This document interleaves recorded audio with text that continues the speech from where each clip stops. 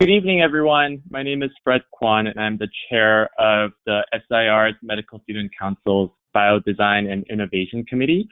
Thank you so much for signing up and attending tonight's webinar, which is the first in its series for our Biodesign Committee. We have two wonderful speakers, Lynn Dennand and Dr. Brian Hartley, both of who have, Lynn is an instructor and the director for the Stanford Biodesign program, and Dr. Hartley was one of the fellows who participated in the Biodesign program. They're going to provide us with an introduction to the Biodesign process, and Dr. Hartley will provide real-life examples of going through the Biodesign process as a clinician in IR. So without further ado, I'm going to let Lynn take away as the first speaker, and Dr. Hartley will follow with his perspective. Thank you so much again for both of your time. Thank you, Fred, and hi, everyone. Hope everyone's having a good night. We're going to take you through a brief history and then talk a little bit about the Stanford Biodesign innovation process to give you an overview of what we teach here in our programs. My name is Lynn Dennand, and I'm Director for Academic Programs at Stanford Biodesign, so I have the fun job of working on what we teach and how we teach it across our fellowship programs, our courses we offered at Stanford, as well as some of the other classes and such that we teach. For those who aren't aware, Stanford Biodesign is going on 20 years old. Basically, Paul Yock, who is our founder, when he came to Stanford, he got together a group of faculty members who were interested in medical device innovation at the time, and they developed a network of folks to start to talk about how they could do medical device development more effectively from inside the university. Paul was a successful inventor on his own and was basically looking for like-minded people who had an interest in the same thing. What he also realized is that he considered himself very lucky because he kind of was at the right place at the right time as a young inventor and benefited greatly from fantastic mentors, people who had been there and done that and were able to kind of show him the ropes as he started bringing his inventions into patient care. And so one of his objectives was to think about how he could replicate that to help more people as they went forward. Coincidentally, he crossed paths with a gentleman named Josh Mackauer, who you may have heard of. Josh is himself a very successful inventor as well. And until he moved out to the Bay Area, Josh had been working at Pfizer, back when Pfizer had a larger medical device group. And he basically piloted a process for teaching need-driven innovation to innovators inside the Pfizer organization. Figuring out how a large company like Pfizer could essentially become more innovative from the inside out. And basically, Paul and Josh came together and conceptualized a more formal training program, an educational program based at Stanford, who would provide education as well as mentorship and guidance to people who wanted to become medical technology inventors. And this was a little bit controversial at the time. This whole notion that innovation was something, it was a process and a skill that could be learned and something that could be taught, practiced, and improved over time. But they pressed ahead, and that ended up leading to the formation of Stanford Biodesign, as well as the Biodesign Innovation Fellowship, which we'll talk more about today. We do have a number of critical success factors we like to point to. First of all, our location in the Silicon Valley in California. We feel incredibly lucky to be located there, where we have a very, very rich network of mentors and experienced entrepreneurs, investors, and innovators who contribute to our programs and really enrich the educational experience. And also, we do stay tightly linked to industry, and we want to keep it real. So this isn't an ivory tower educational program. It's hopefully got its roots in translation, and our real mission is in seeing how we can train folks to get new medical technologies actually into patient care. So let's give you the quick version about what we teach at Stanford Biodesign. Basically, there is a lot of very interesting technology innovation that follows what we call a technology push model, especially inside universities. You can picture people in research labs making interesting discoveries, and then they go out looking for problems that those discoveries can be used to address.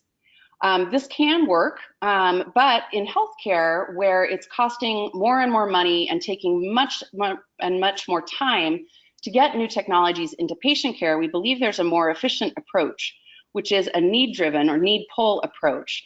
And the way that this works is to start by identifying a real compelling unmet clinical need, becoming expert in that unmet need, and then inventing a technology uniquely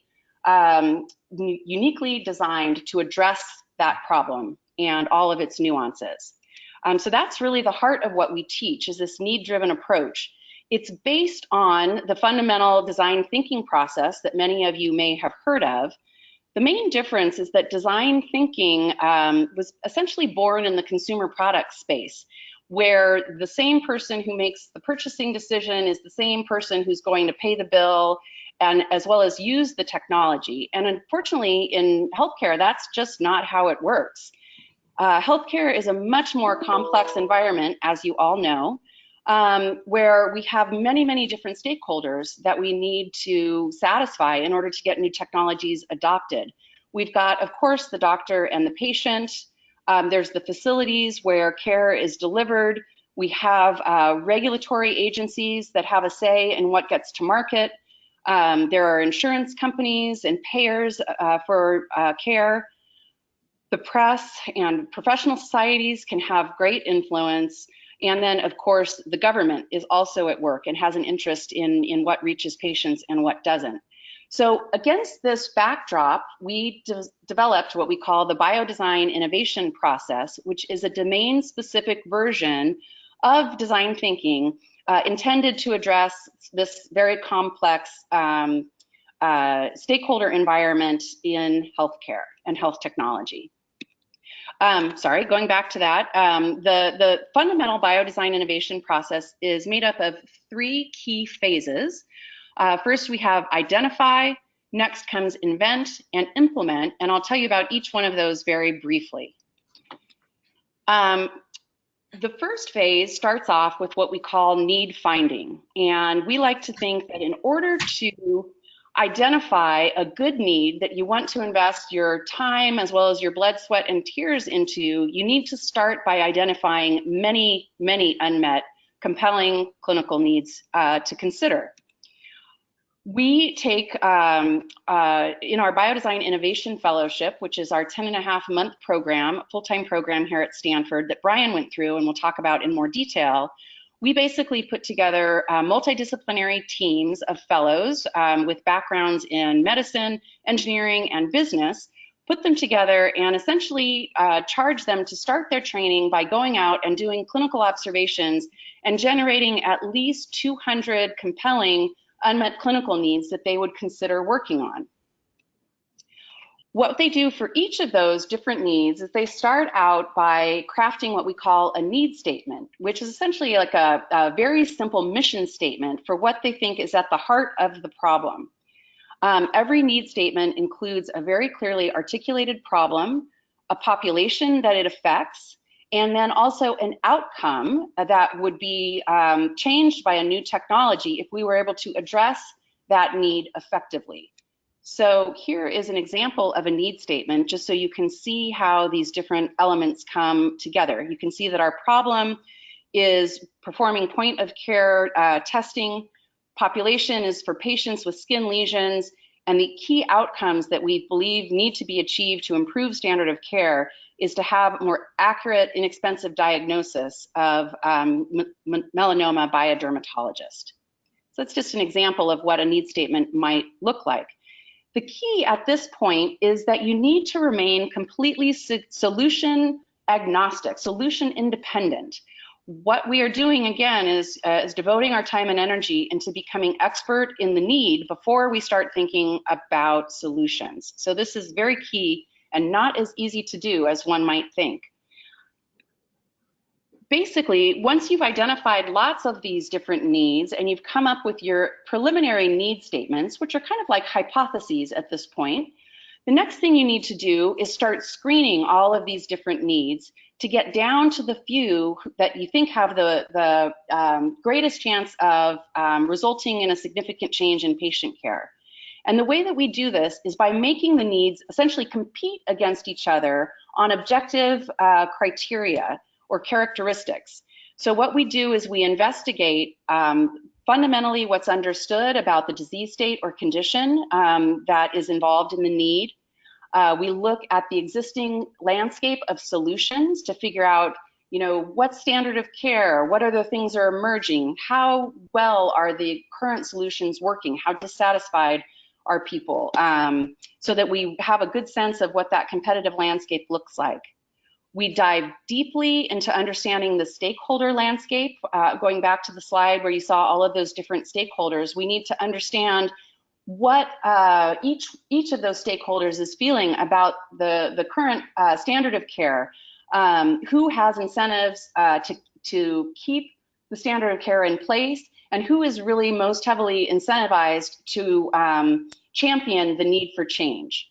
We also, of course, do take a look at the market for the need area, not necessarily because we want to get rich, but because, again, developing medical technology can be very, very expensive, and we need to make sure that there's a big enough opportunity associated with the need area that we can raise the necessary capital in order to be able to develop and commercialize whatever technology we end up inventing. Once we start off by doing this research by going really broad. Remember, if you have 200 or 100 different needs that you're evaluating, you start by doing some basic research across those different need areas, and then you start screening on it in progressively. You screen on in more progressive detail. So you start kind of a mile wide and an inch deep, and then as you start to screen down to maybe from 200 to 100 to 50 down to 10, your research is getting more and more in depth, and you're becoming more and more expert in the need areas that are still staying alive while others are falling off or you're setting them aside. Once we get down to a handful of top projects, the way that we make all of that research actionable is to come up with what we call need criteria. And these are a short list of requirements that any solution we eventually invent must satisfy in order to have a shot at being adopted. What we want to do is crystallize our understanding of the unmet need and what is most important to critical stakeholders so that we can invent a new technology that is uniquely designed to satisfy those requirements. The requirements we put into two different buckets. We've got the must-haves, which are sort of the non-negotiables, and then we have the nice-to-haves, which are the things that would basically sweeten the deal and get either stakeholders increasingly interested or bring other stakeholders on board, in addition to just the critical decision makers that we're targeting. I talked a little bit about this slide. So must-haves, as I said, are essential to addressing the need. These are the non-negotiables, and if we can't meet these, we need, with a particular solution, we need to throw that solution out and keep trying. Nice-to-haves, on the other hand, will just make the solution more attractive, and they're sort of market differentiators. Typically, need criteria can be found in a number of different categories. There's almost always something related, of course, to the efficacy of a new solution that we need to invent. How effective does it need to be? How accurate, et cetera. How cost, of course, in today's environment is increasingly important. It's not necessarily a viable strategy anymore to invent something that will be, just as good but cost a lot more, or even much better but still cost a lot more. We need to think very carefully about the cost of a new solution and how it will fit into the current environment. Safety, of course, is always a major concern that we need to be thinking about when we develop our need criteria. And then usability, also very important if we, as we think about how things will be adopted and fit into existing workflow, et cetera. Oh gosh, this slide did not work out very well. The text, I'm sorry that that's so light. That should be black. This slide, however, is an example of what need criteria might look like. And we can get Fred a better copy of this for future reference. But some examples of must-have criteria, for instance, might be, needs to be performed at the point of care, and the test for the need statement listed above here, the test needs to be return a result in 10 minutes or less in the dermatologist's office. Another one might be around accuracy.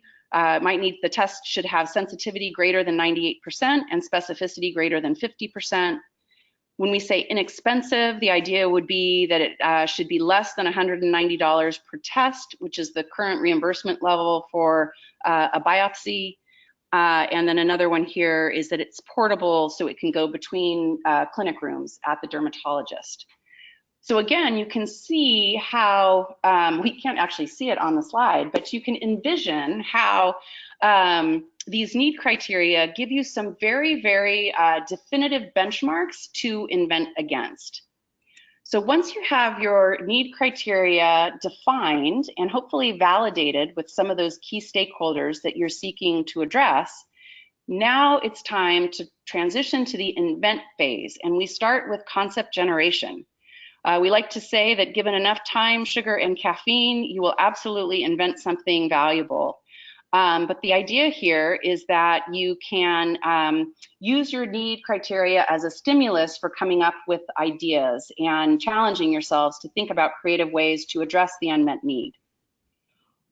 Once you come up with lots and lots of different concept ideas, again, what we want to do is screen these concepts and make the concepts compete against one another so that the most promising one or ones are the ones that you actually take forward.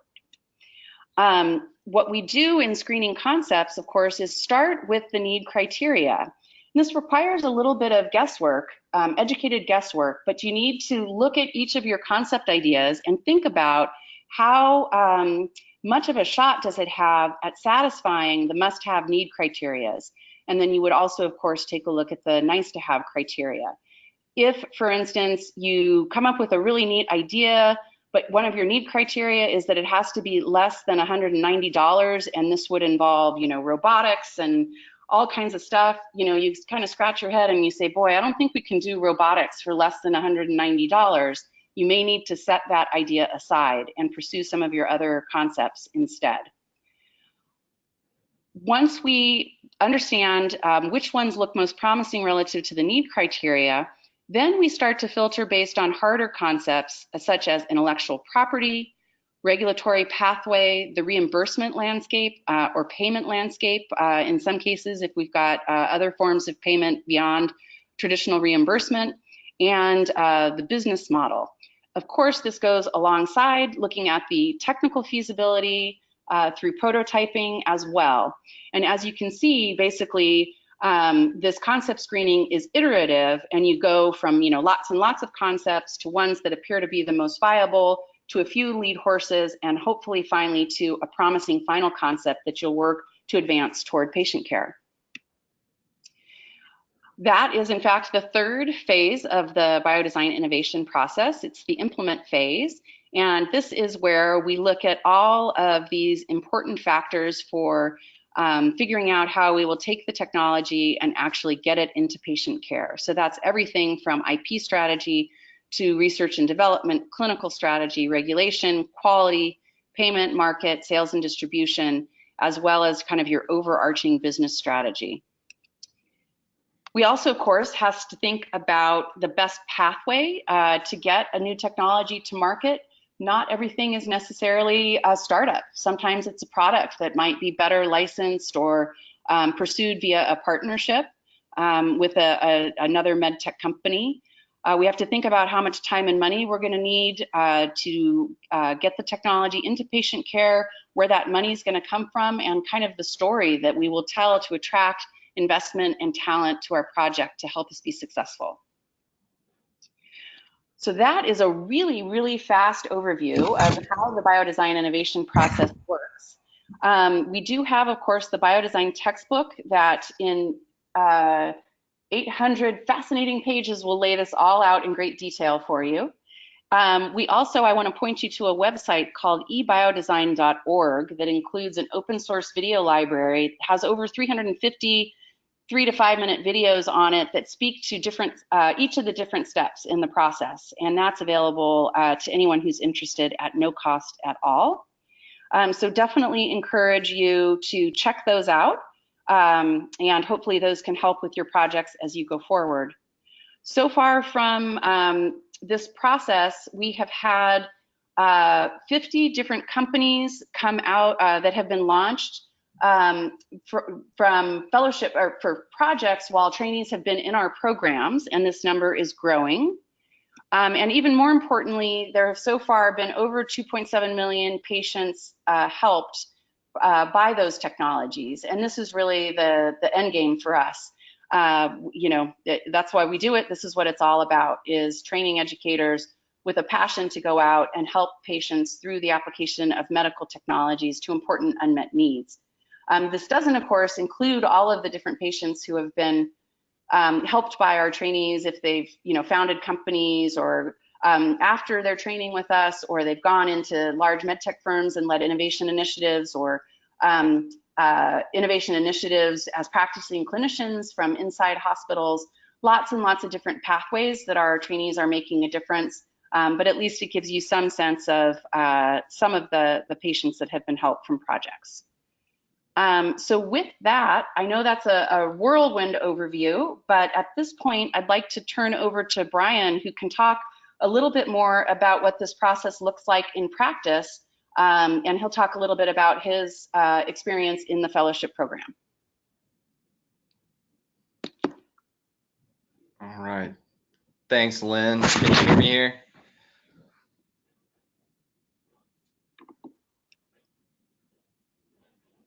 Lynn? Yeah, do you need me to turn it over to you? I think possibly, yeah. Let's see here. There we go. Try to make you presenter. I hope you have access now. Yep. Let's see. And meanwhile, let me just quickly plug in for the Biodesign textbook. It is immensely helpful. There are so many helpful tips and examples in that. So it would be very beneficial if you can't have access to it right away. Definitely ask your library. If they don't have it on file, interlibrary loans will definitely help you get access to it. The online resource is helpful, but having the textbook is definitely going to help you a lot in the upcoming biodesign competitions. I just wanted to quickly plug that in. Great. Can you see my screen, Fred? Not yet. Can you try switching it one more time, Fred? I'm sorry, I may have pushed something. I have a knack for doing that. No problem. I promise not to push anything. How about that?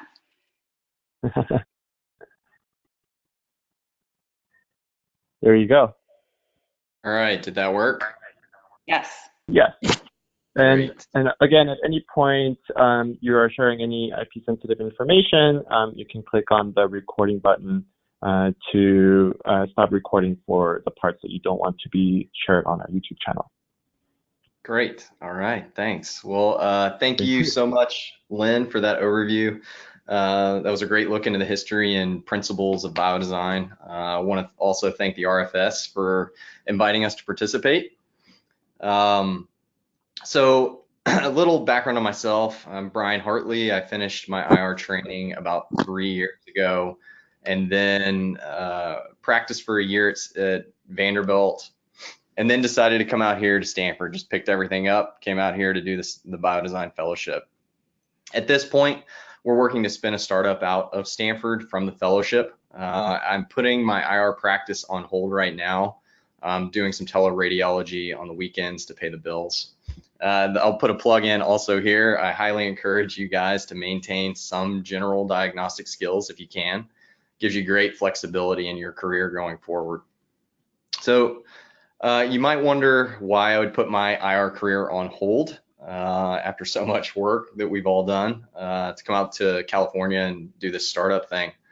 hopefully I'll give you some insight into that and why I chose biodesign, and at the same time, give you a little bit about my experience going through the fellowship and why I think it's the best medical device training you can get.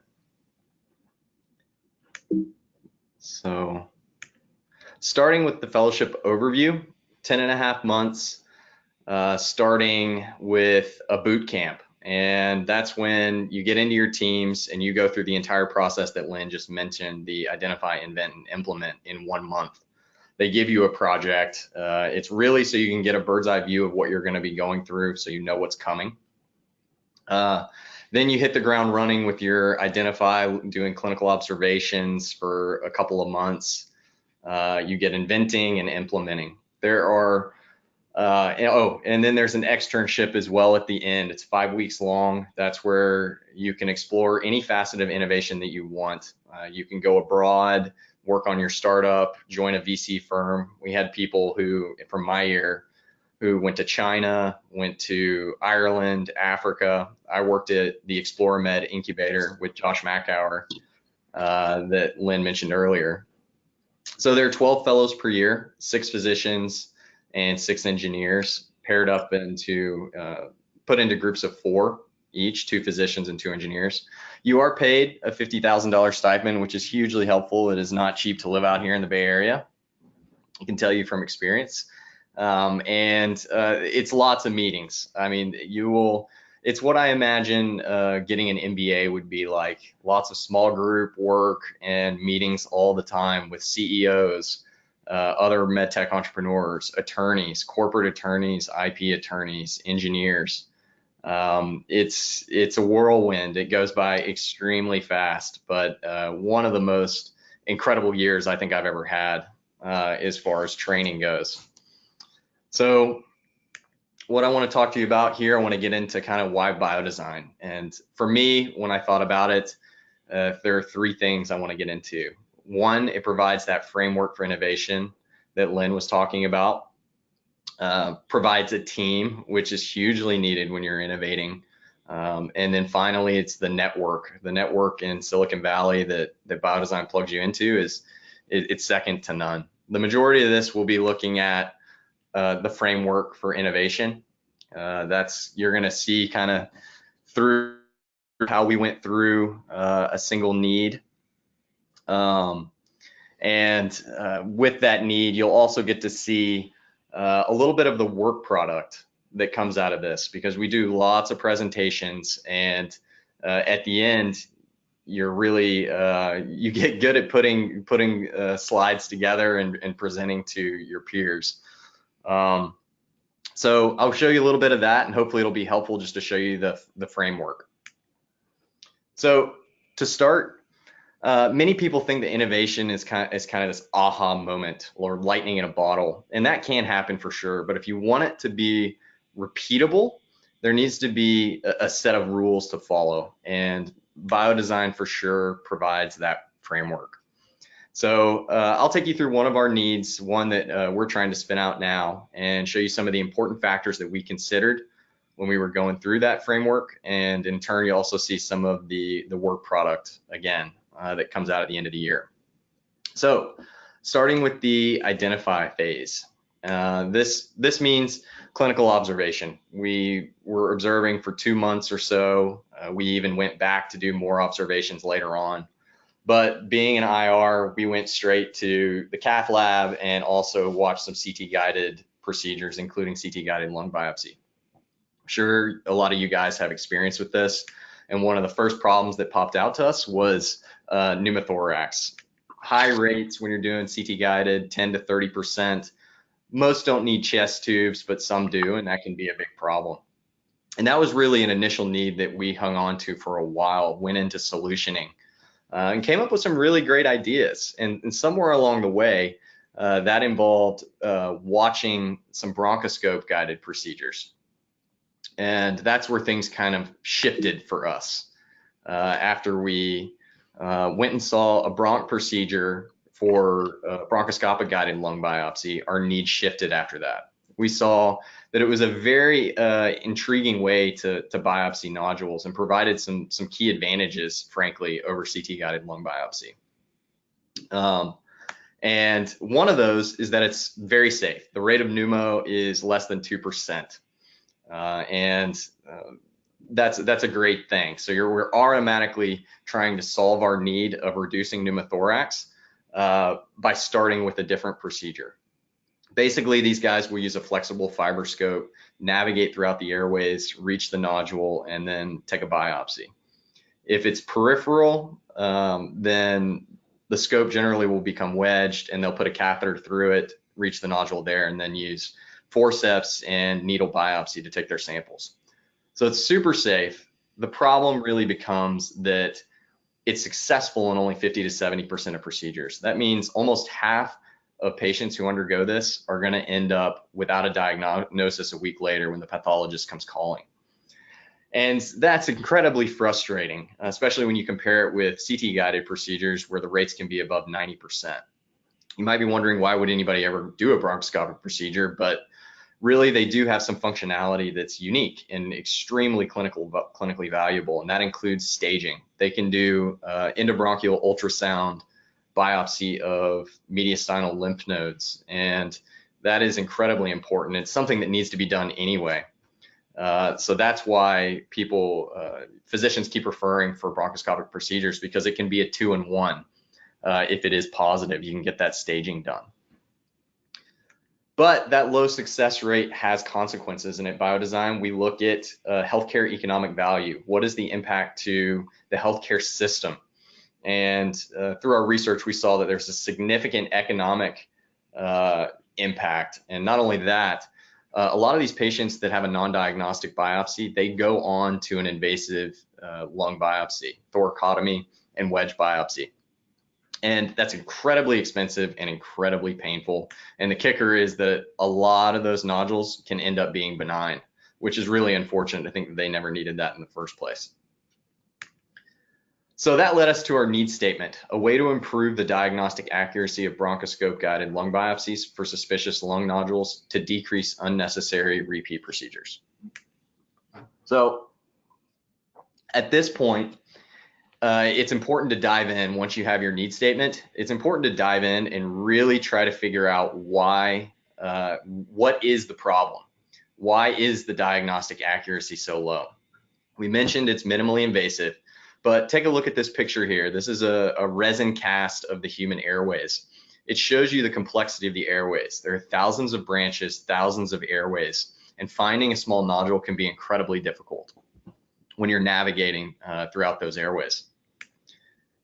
Further, this is what a lot of the pulmonologists will see on fluoroscopic X-ray, and they do use C-arm fluoro.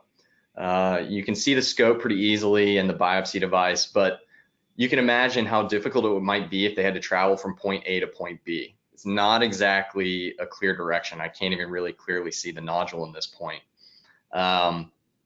You can really only see the device, and you definitely don't see the pathway. So once you think you've figured out some of the reasons why, maybe there's reduced visibility and that's their problem because they're not really navigating accurately, it's really important to look at the existing solutions, what they offer, and what are their drawbacks. One of the primary solutions that a lot of these pulmonologists will use is something called electromagnetic navigation.